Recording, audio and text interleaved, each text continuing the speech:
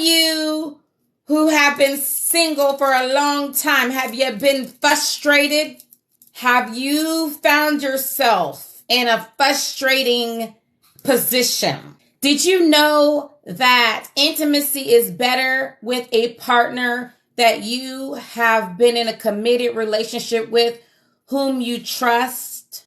Did you know that sex is required for you to have good health, that there are hormones that are produced that help you to live longer? And we're not just talking about sex with any random Joe Smo, ma'am.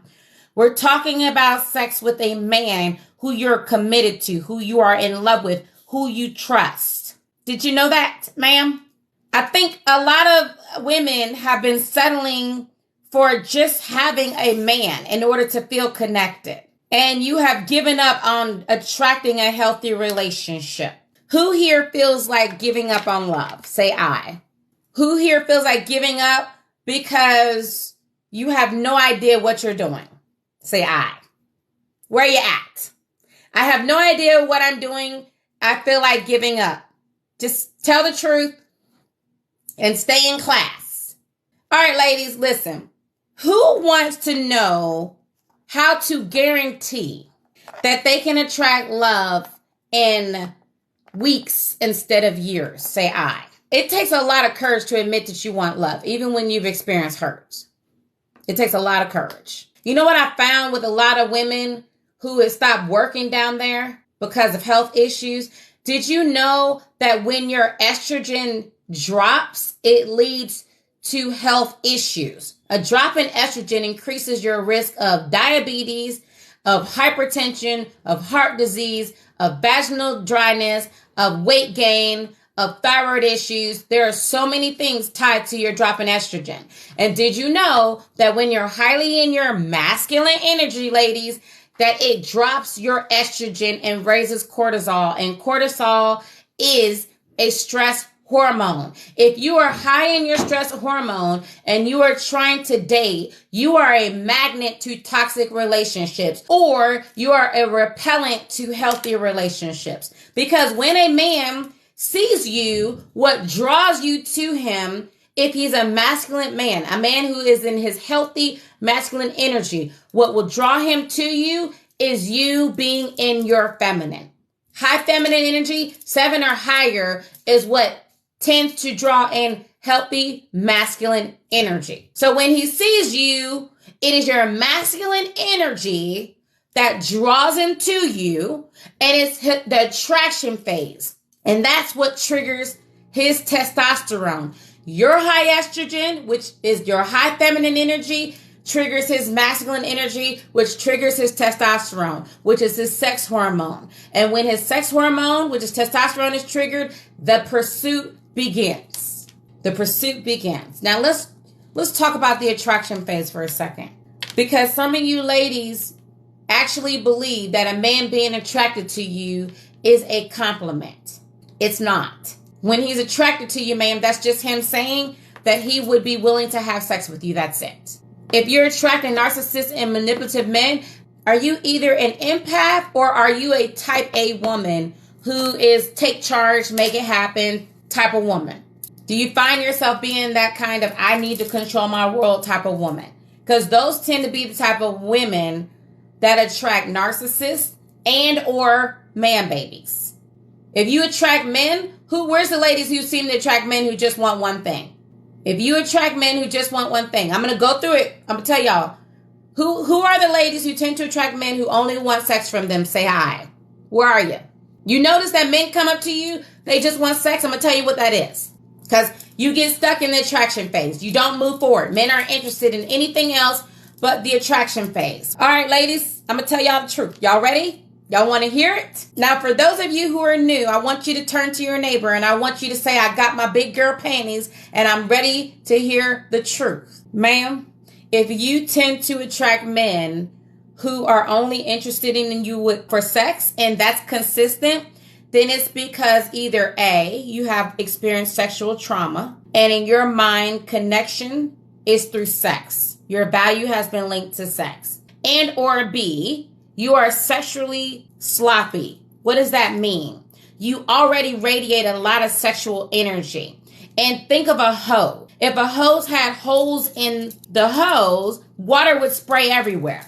Y'all still with me? Water would spray everywhere if you have holes in the hose. But when you don't have any holes in the hose, then you can direct that power, that water, where you want it to go and use it for your benefit. So if you tend to attract men who only want sex, that's because you are subliminally, subconsciously sending the signal that's all they can get from you. It's not because of just your looks. It's not. Women with high sexual energy, you have a lot of power and you don't know what to do with it. And you think that sex attracts a relationship, and it does not. It doesn't. It will never. Sex will never attract the kind of relationship that you want. A lot of women think that they need to give a man sex in order for her to be considered by him, and it doesn't work like that. If you don't know how to direct and control your sexual energy, first of all, you are leaking energy. You're leaking energy that can be directed for manifesting, that can be directed to healing, that can be directed to creation, that can be directed to healing, that can be directed to thinking, that can be directed to so many different things. So if you are leaking sexual energy, it's like having sugar on the floor. You ever had a kid leave a lollipop on the floor and then there's a bunch of ants around, or the roaches come out? Hello? Anybody? If you don't want to attract a bunch of bugs, rats, and roaches, then you got to clean up. You got to clean up the spill. You got to. Because nobody is going to eat that candy that fell off the floor. Nobody who values themselves, nobody who isn't crazy, okay? Nobody who isn't in some way just doesn't like eating dirt. How many of you guys would pick up a piece of candy, a lollipop, or something you saw hit the floor and eat it? How many of you guys would do that? Because that's what's happening when it comes to men. You think the good ones are going to want to eat that candy, that lollipop, that Snickers from the ground. Ma'am, it doesn't work like that. Only the roaches, only the Build-A-Bears, only the rats, the bugs, the ants are going to eat the sugar that has fallen on the floor. Pick your sugar up off the floor, ma'am. Then you start to move to a place where now you can elevate to attract better quality into your life. But you can't pick the sugar up when you're leaking. The second phase of the attraction phase, and y'all remember, there's 5 phases to the attraction phase. You have the phases of a relationship. So you have the attraction phase. He sees you, his testosterone is triggered, and he wants sex. In the second phase is the courting phase. Now y'all write this down because this is deep. This gets deep. Okay? This gets deep. Get your meemaw, get your aunts, your grandmas, your cousins, your sisters, your brothers, your best friends. Okay? Because this is deep. Now, in the courting phase, this is what's going on. All right? The courting phase is the phase where he's sending you good morning, beautiful texts. He's asking you out on dates. He's calling you on a regular basis. He's talking to you about things. He's asking you questions about yourself. He's courting you. He's connecting with you. He's trying to make you happy. Okay? If this man isn't doing these things, you're not in the courting phase. You're still in the attraction phase.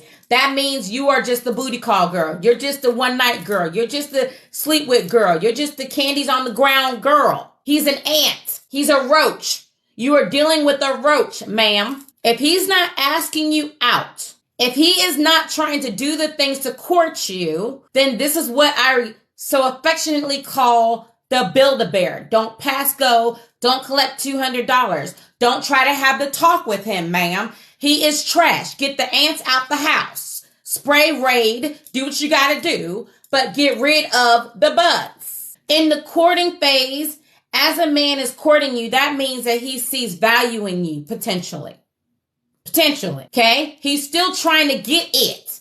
He's trying to get it, ma'am, in the courting phase. Don't get this twisted.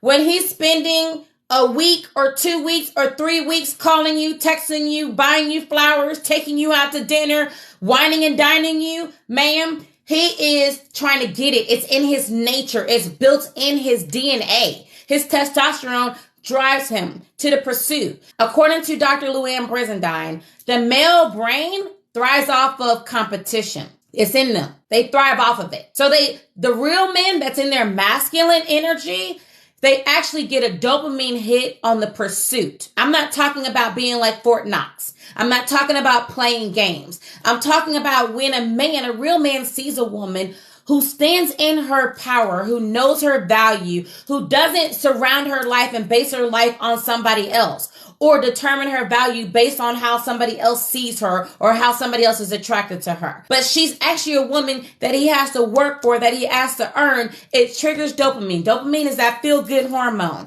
The pursuit is on because it makes him feel good to earn you. And that drives up his value for you. It drives up your stock value. That means that you are dating for marriage. You're dating for a healthy marriage. You're dating for a man to see you, value you long term, not just short term. I need y'all to get this, because how you start, the way the grandmamas would say it, is how you will finish. If you start ridiculous, you're going to finish ridiculous. If you start fast, you're going to end fast. If you start easy, then you're going to end easy. Okay?